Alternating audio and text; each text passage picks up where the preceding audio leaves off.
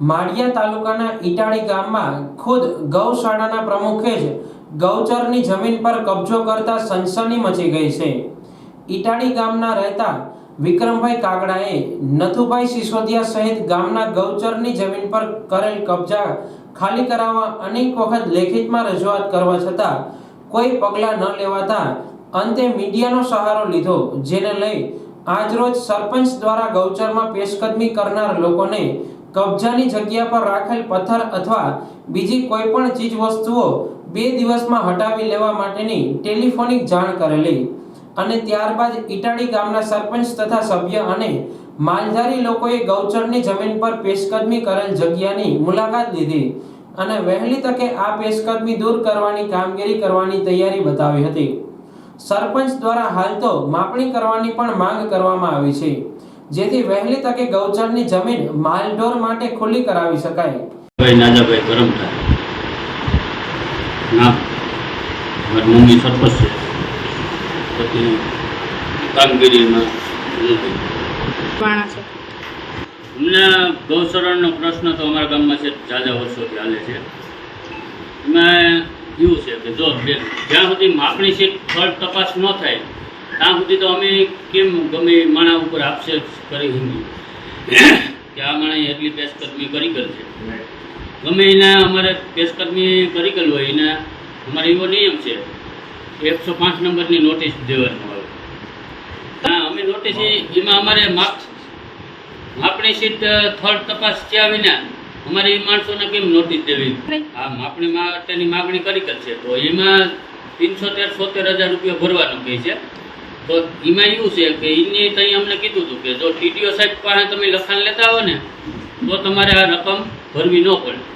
તો અમે એના આધારે નોટિસના આધારે અમે ટીડીઓ સાહેબને લખીને દીધી ગયેલ છે તલાટીને કે ભાઈ આ પેશકદમી કરી ગયેલ છે, પણ કિના અંડરમાં આવે, મામલેદારના અંડરમાં આવે કે આપણા અંડરમાં આવે, એનું અમે તમને કંઈક લેખિત આપો તો એ પ્રમાણે અમે આગળ પગલાં લઈ। એ તો અમારા અંડરમાં આવે, પણ બેન જો કિના તેટલું પેશકદમી કરી ગયેલ છે કે તેટલું એને પોતાની માલિકી છે, એ જ્યાં સુધી માપણી સીટ ન થાય ત્યાં સુધી તો આપણે કેમ અંદાજ આવે? અમે જે ટીડીઓ સાહેબને નોટિસ અમે લખીને દીધી કે આ 7 નંબર ગૌચરણનું બધું કટાઈતા એવું અમને જાણવા મળે કે આ જમીન મામલેદાર હસ્તક કે એવું આવે, એમાં શ્રી સરકાર ગૌચરણ એવું કંઈક લખી ગયેલ છે, તો એમાં મામલેદારના હસ્તક આવે તો એનો જવાબ અમે જે આ વિક્રમભાઈની નોટિસ અમને મળી તે પછી અમે સીધો એનો જવાબ ટીડીઓ સાહેબને અમે દીધો, તો ટીડીઓ સાહેબનો પાછો કોઈ અમને જવાબ મળ્યો નથી। ઈટાળી ગામમાં રહેતા જાગૃત નાગરિક વિક્રમભાઈ કાગડા દ્વારા તેમના ગામમાં ગૌચર પર પેશકદમી કરનાર નથુભાઈ સિસોદિયા અને અન્ય પેશકદમી કરનાર વિરુદ્ધ લેખિતમાં અરજી આપવામાં આવેલી, પરંતુ નથુભાઈ દ્વારા એન પ્રકારે જાહેર રસ્તાઓ બંધ કરી સાર્વજનિક રસ્તાઓ પર રાહદારીઓ માટેનો માર્ગ બનાવી અને આસપાસમાં રહેતા લોકોને હેરાન પરેશાન કરતા હોવાની વિક્રમભાઈ દ્વારા ફરિયાદ કરવામાં આવી છે। પેશકદમી કરેલી જગ્યા પર ફાર્મ હાઉસ બનાવી ગૌચરની જમીન પચાવી પાડી હોવાનો ફરિયાદીનો આક્ષેપ છે। એ સિવાય પણ હજારો વીઘા ગૌચરની જમીન પર પેશકદમી કરી બગીચાઓ, બંગલાઓ અને વાવણી કરી દેવામાં આવી હોય તેવા લોકોની પણ પેશકદમી વહેલી તકે દૂર થાય તેવી માંગ સરકારશ્રી પાસે કરવામાં આવી છે। વિક્રમભાઈ લુણવીરભાઈ કાગડા, ગામ ઈટાળી। અમારા ગામનું ઓછામાં ઓછું હજારો વીઘા ગૌચર વારેલું છે ને અમારે જૂનો રસ્તો એક હતો 1.5 હાકરનો એસટીનો, જે વડિયાથી બાબરા તરફ જતો રસ્તો નથુભાઈ રાજસીભાઈ દાના સિસોદિયા એને એ જમીનમાં દબાણ કરેલ છે ને અમે નામજોગ અરજી કરેલ છે ગાંધીનગર મુખ્યમંત્રી સાહેબથી લઈને મામલતદાર સાહેબ સુધી, ટીડીઓ સાહેબ, એમાં કોઈ જાતની કામગીરી કરવામાં નથી આવેલી હજી સુધીમાં। એ પછી પાછી અરજી અમે હમણાં 15 તારીખે કરેલી કલેક્ટર સાહેબ, ડીડીઓ સાહેબ, ટીડીઓ સાહેબ, સરપંચ, મંત્રી ટોટલીને, પણ આની માથે કોઈ કામગીરી કરતા નથી ગૌચર માથે।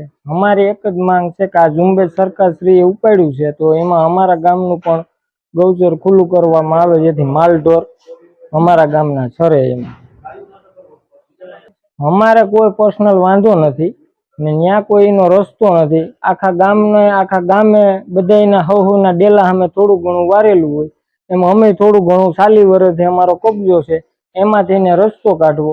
કાયદેસર રસ્તો અમારો નિશાળના ડેલા પાસેથી સીધો રોડ જાય બ્લોક વાળો, એમાં એને નથી હાલવું. એને અહીંથી ગારામાં મારા ડેલા પાસે ગારો કરવો ને હાલવું. અત્યારે એની અહીં 2 ટ્રેક્ટર ધૂળ નાખી દીધી મારા ડેલાની અંદર. આખા ગામનું પાણી મારા ડેલાની અંદર ભરી જાય ને બાજુમાં અમારે નિહાર છે, તો નિહારે ન્યાય પાણી ભરાય. અમારી માંગ એક જ છે કે આ ગૌચર ને અમારા જે રસ્તા છે એ ખુલ્લા થાય ને એ અમારી માંગ છે સરકારશ્રી પાસે. આ સમગ્ર બાબતે નથુભાઈએ જમીન પચાવી પાડી હોવાની કબૂલાત પણ કરેલ છે, પરંતુ તેમની માંગ એવી છે કે જેટલા પણ તાલુકા જિલ્લામાં ગૌચર જમીન પચાવી પાડવામાં આવી હોય તે દરેક પેશકદમી દૂર કરવામાં આવે તો જ તેમની જમીન ખુલ્લી કરશે. મારું નામ સિસોદિયા નથુભાઈ રાજજીભાઈ, ઇટાળી, તાલુકો માળિયા હાટીના, જિલ્લો જુનાગઢ. મારા વિરુદ્ધમાં જે કંઈ અમારા ગામના ઉમેદવાર વિક્રમ કાગડાએ જે કંઈ અરજી કરી એ અરજી અમારો પર્સનલ વાંધો હતો બીજો. એ બીજા વાંધાના હિસાબે મારી કલેક્ટરની મંજૂરી લઈ અને મેં જે કંઈ પાઇપલાઇન નાખી એના માથે એને ગોડાઉન કરવું હતું અને એ ગોડાઉનની મેં ના પાડી. એટલે એની વિરોધમાં મારે પેશકદમીની એવી ખોટી અમારી ઉપર અરજીઓ કર્યું અને એ અરજીઓને હિસાબે એ બધા લોકોને હેરાન કરે. અને આજે ગામોગામ ગૌશરણને હેઠે જમીન જે લોકોની આવી એ લોકોએ થોડું બધાએ કર્યું. આખા તાલુકાની વાત કરું, જિલ્લાની વાત કરું, એ કોઈ એવો નથી કે અન્ય નથી કર્યું. કેમ કે જો એ ન કરે તો બીજો આવીને એના રસ્તા બંધ કરી દે. એટલે એને ન કરવું પડે તો છતાં એને કરવું પડે. એટલે જેથી કરીને જે કંઈ જૂના રસ્તા છે એ કોઈને કંઈ અડચણરૂપ નથી. આ ભાઈને તો પર્સનલ વાંધો બીજો છે અને બતાવે બીજો.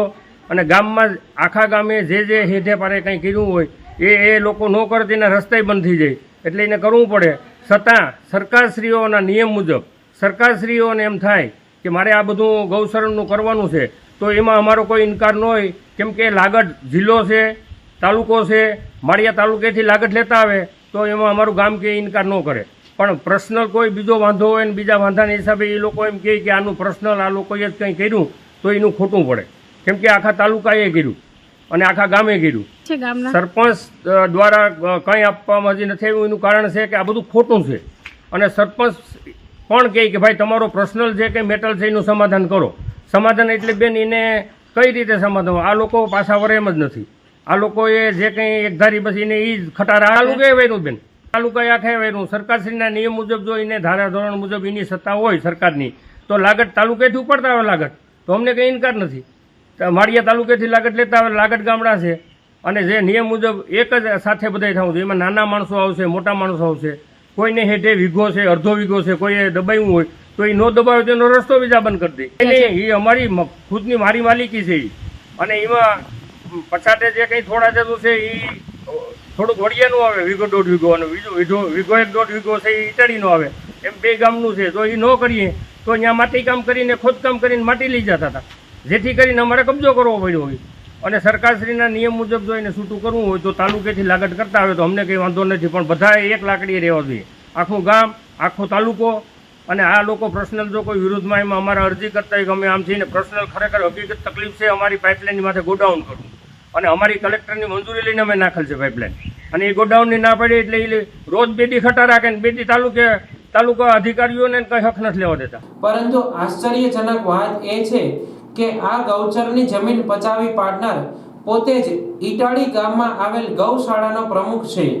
જે ગૌ માતાની જમીન પચાવી પાડતો હોય એ ગૌશાળામાં શું કરતો હશે અથવા તો ગૌ માતા માટે એમને શું લાગણી હશે એ વિચારવા જેવી વાત છે.